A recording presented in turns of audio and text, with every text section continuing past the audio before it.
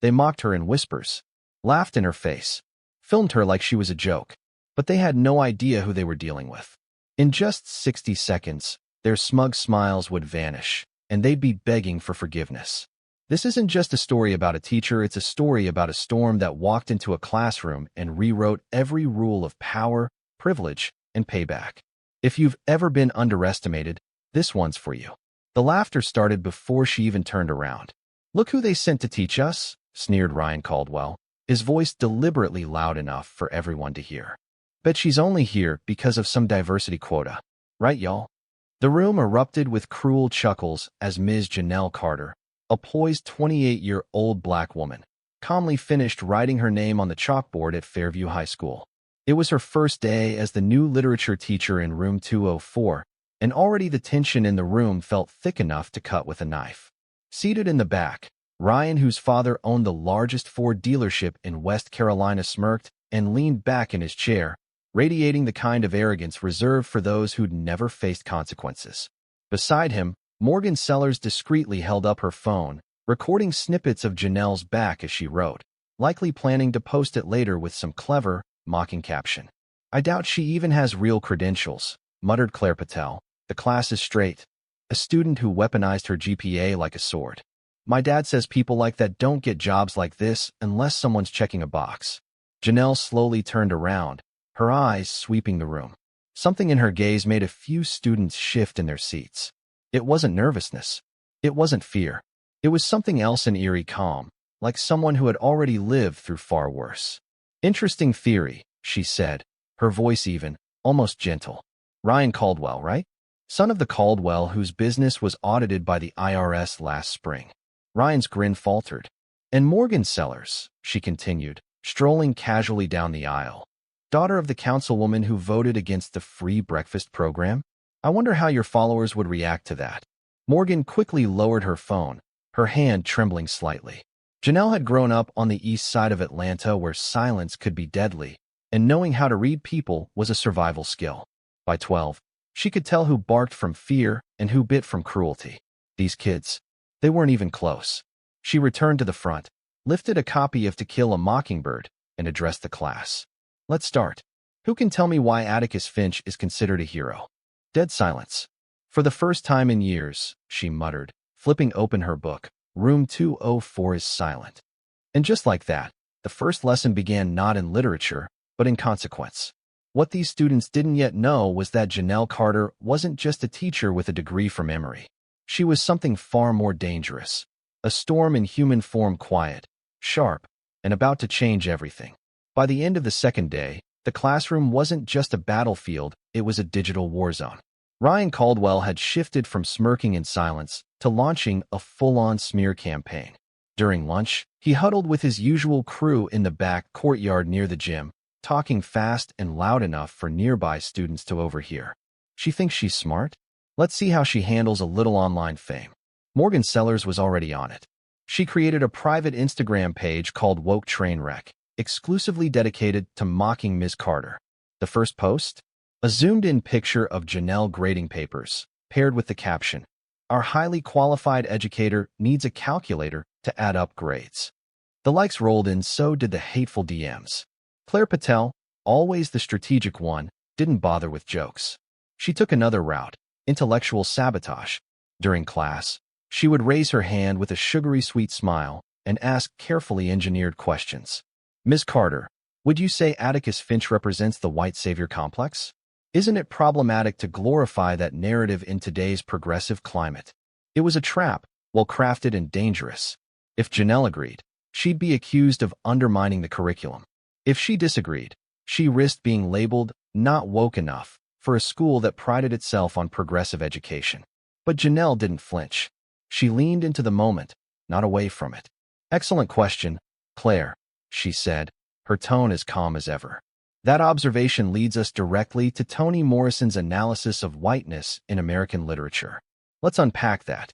What followed was a spontaneous 20-minute lecture that transformed the room. Even the students who had been silently amused were now scribbling notes, caught off guard by her depth and clarity. She wasn't trying to survive. She was taking over. Ryan, watching all this from the back row, realized the usual tactics weren't working. Janelle Carter wasn't stumbling. She was thriving. So he decided to escalate. During third period break, he took a carefully edited clip from one of Morgan's videos, Janelle explaining literary archetypes, and added background music to make her sound overly dramatic, almost comical. He uploaded it to the school's unofficial TikTok page. The caption read, "When your English teacher thinks she's starring in a TED Talk." Within 2 hours, it had over 800 views. By evening, it was the subject of hallway whispers and locker room gossip. But what Ryan didn't know, what none of them knew, was that every post, every whisper, every smirk was being documented. Not by Janelle. Not yet. In the history wing, one floor above, Mr. Leonard Yu, an Asian American history teacher and 12-year veteran at Fairview High, watched silently. He had seen this playbook before. He'd lived it. And this time, he wasn't going to let it play out the same way. That afternoon, he quietly handed Janelle a folder. Inside, screenshots, timestamped posts, overheard conversations, all carefully collected and cataloged. "They're underestimating you," he said. "So I thought I'd give you a head start." By Thursday morning, Ryan Caldwell walked the halls of Fairview High with the cocky swagger of someone convinced he was winning. His TikTok post had hit 2,300 views overnight. Morgan was drafting new posts for Woke Trainwreck, and Claire had even gotten a few teachers to raise eyebrows at Janelle's unconventional style. But Janelle Carter wasn't unraveling. She wasn't rattled. She was focused. That morning, she arrived earlier than usual, carrying a small black box and a calm that made even the janitor hesitate before greeting her. She placed the box on her desk, its contents hidden from view, then spent the next 45 minutes grading quietly, calmly, precisely. No one noticed that during her lunch break, she stayed in her room not to eat, but to type. Each keystroke sent an email to a different address: the Fairview Public School District's Communications Director, the Board of Education's Oversight Committee, 2 local reporters known for covering education reform, and a Twitter account called at Classroom Justice, followed by over 50,000 people. Inside the box were neatly printed documents, screenshots, TikTok videos, DMs from Woke Trainwreck, and transcripts of locker room conversations that Leonard Yu had overheard. She'd added her own collection, 2 subtle photos of classroom moments, recordings of passive-aggressive comments, even timestamps from the school's hallway security cameras that showed students sneaking photos during class. Janelle Carter wasn't just a teacher. She was an archivist of arrogance, a documentarian of injustice. That afternoon, her students noticed something different. She wasn't just calm, she was glowing, like someone who had finally decided the waiting was over. Near the end of class, she stood at the front of the room and said, "Tomorrow, we'll be exploring a new theme. Narrative consequences, how characters who underestimate others face unexpected turns in their story arcs." Ryan rolled his eyes. Claire smirked. Morgan snorted. "She's really leaning into this whole poet-warrior-teacher thing," Morgan whispered. Cringe. But what none of them knew was that Janelle wasn't planning a lesson, she was preparing a reckoning. If they'd looked closely, they might have noticed what she had open on her laptop during the break, a press release draft. If they'd paid attention, they would have noticed that each student's name had been marked in a different color in a spreadsheet. And if they'd been even remotely curious, they might have realized she had used a QR code in Monday's handout to track who forwarded her worksheets to others. But they didn't. Because people like Ryan, Morgan, and Claire never look past the surface, never consider that the person they're targeting might be 10 moves ahead. And so, while they were still laughing, Janelle Carter was loading her ammunition. Not for revenge, but for a moment of clarity so complete, so surgical, it would leave a scar on the very system that allowed their behavior to flourish. "See you tomorrow," she said with a faint smile as the bell rang. None of them realized tomorrow would be the last time they'd ever feel untouchable. Friday morning arrived like any other, but room 204 was anything but ordinary. Ryan Caldwell strutted in at exactly 9:15 a.m., radiating the smug confidence of someone marching toward what he believed would be a flawless victory. His mother, Elaine Caldwell, was already seated at the front of the classroom beside 3 other well-dressed, concerned parents, all white, all powerful in the community, and all convinced they were about to witness the final act of a failed experiment in progressivism. The classroom buzzed with anticipation. Whispers floated between desks. Morgan adjusted her blazer like she was prepping for a courtroom showdown. Claire clicked her pen, ready to pounce on every syllable Janelle uttered. But Janelle Carter entered with an unsettling brightness. "Good morning, class," she said cheerfully. "Today, we're going to talk about narratives and their consequences. We're also joined by some special guests who are here to learn with us." Ryan leaned toward Morgan and whispered with a chuckle, "She has no idea what's coming. My mom is going to shred her." Janelle turned toward the projector. "Let's begin with a question. What happens in literature when one character completely underestimates another?" Silence. She smiled. "Allow me to demonstrate." With a click of her remote, the projector screen lit up, displaying a high-definition screenshot of Woke Train Wreck, the Instagram page Morgan had created. Gasps rippled across the room. Ryan's smirk vanished. Morgan's hands went limp at her sides. "Ryan Caldwell." "Morgan Sellers." "Claire Patel," Janelle said, turning to each of them in turn. "Do you recognize this?" Elaine Caldwell leaned forward, frowning. "What is this supposed to mean, Miss Carter?" "It means," Janelle replied calmly, "that your son helped launch an anonymous digital campaign intended to humiliate me publicly based entirely on the color of my skin and assumptions about my qualifications." She clicked again. Private messages between Ryan and Morgan appeared, detailing their efforts to gather mockery material and set up gotcha questions. Claire's name was tagged in several messages. "This is a violation of privacy," Ryan shouted, rising from his chair. "Is it?" Janelle replied, tilting her head slightly. "Mr. You."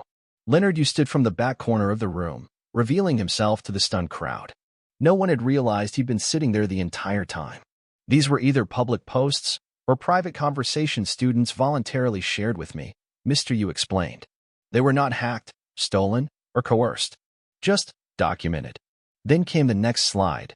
Elaine Caldwell at a fundraising gala, posing proudly beside a banner that read Fairview High, committed to equity and diversity. The irony was staggering. "You dare involve my family?" Elaine barked. "I dare tell the truth," Janelle replied. "Like the $40,000 Richard Caldwell Automotive gave to a local school board candidate who campaigned openly against inclusive hiring policies." Another slide. Email threads between Richard Caldwell and the principal, pressuring the administration to reconsider progressive experiments in the classroom. "That's a private conversation," Elaine yelled. "It was a documented conspiracy," Janelle corrected gently. And then the final slide. This one didn't show a screenshot. It showed the morning's local newspaper. "Caldwell Auto under federal investigation for tax fraud." A photo of Richard Caldwell being led away in handcuffs by federal agents sat directly beneath the headline. Ryan's body went rigid. This has nothing to do with you," he stammered. "It has everything to do with me," Janelle said, her voice ice calm. "Because when you decided I didn't deserve to be here, you failed to check whether you had the right to judge me." The classroom was silent now, not just quiet, but stilled. Every eye was on Janelle. "Let this be your first real literature lesson," she said, closing her laptop. "Underestimating your opponent is how every tragic narrative begins."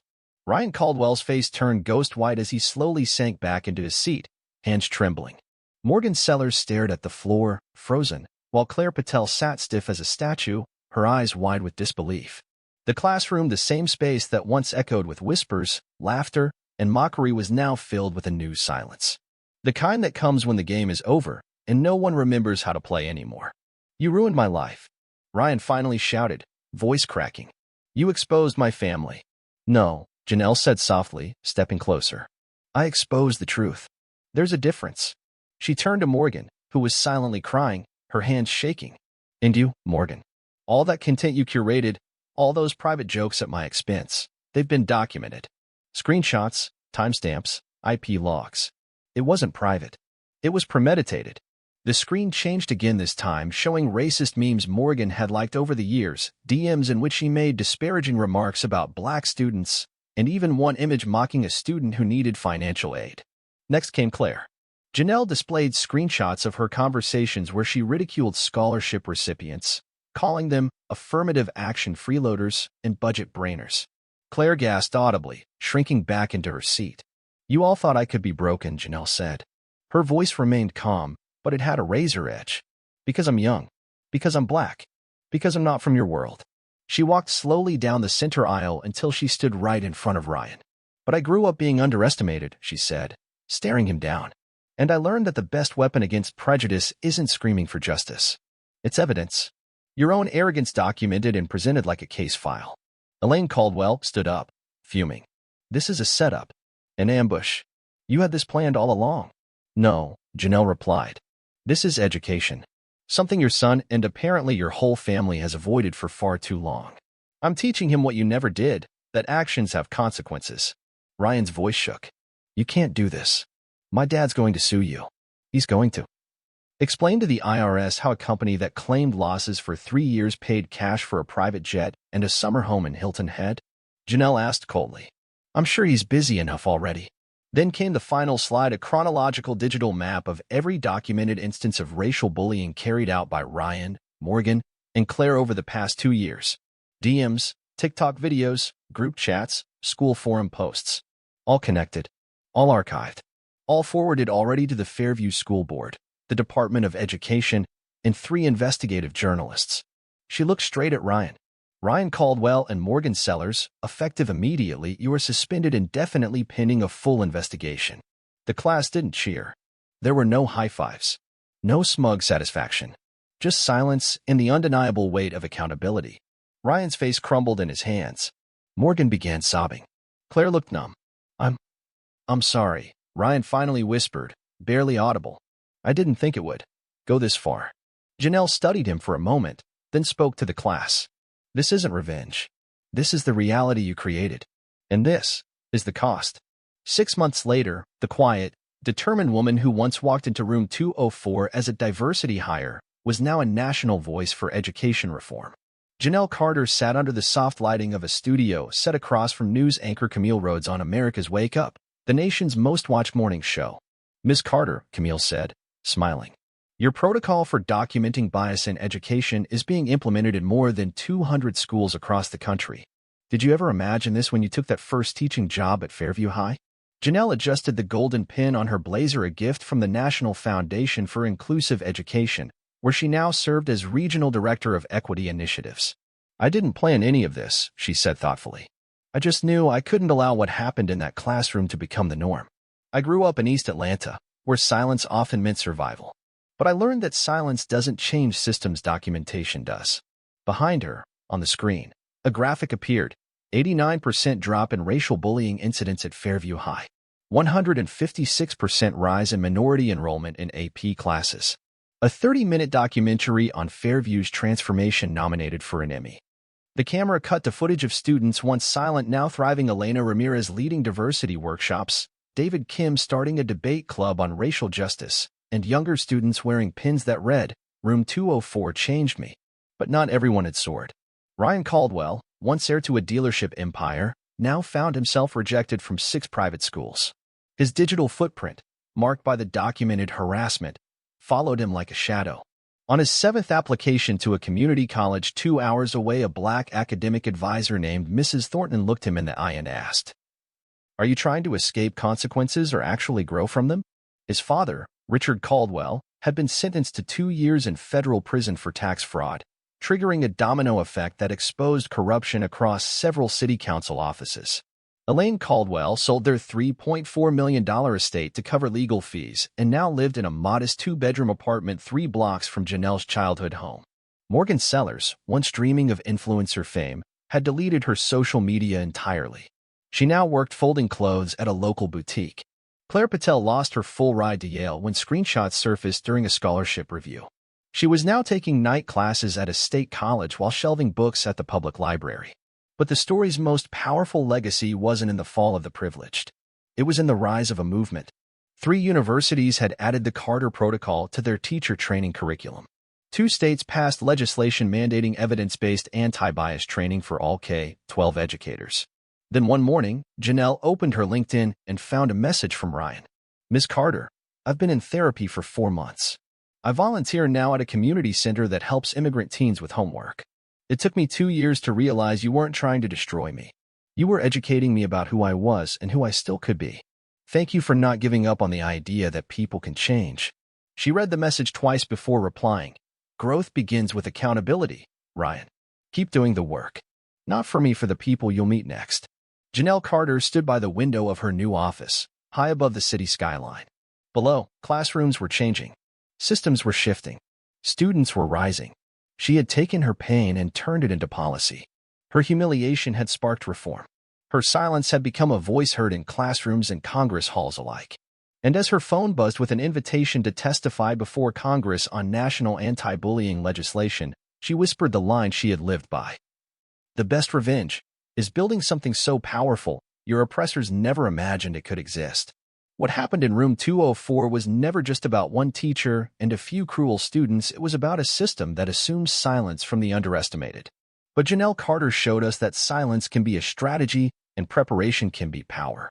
In a world that often asks marginalized people to endure, she reminded us that we can also dismantle, expose, and rebuild. The most important lesson? You don't have to raise your voice to command a room sometimes. You just need to raise the truth. When injustice comes knocking, document it. When you're doubted, don't shrink, record, organize, respond. Because evidence doesn't just defend you, it can change the rules for everyone who comes after you. If you've ever been underestimated, silenced, or told you don't belong, this story was for you. Drop a comment below and share a time you turned pain into power. Your voice could be the one that helps someone else rise. Like this video if you believe documentation can be stronger than discrimination. Subscribe to join our community of fighters, thinkers, and quiet revolutionaries. And remember, the best revenge isn't revenge at all. It's building something no one saw coming.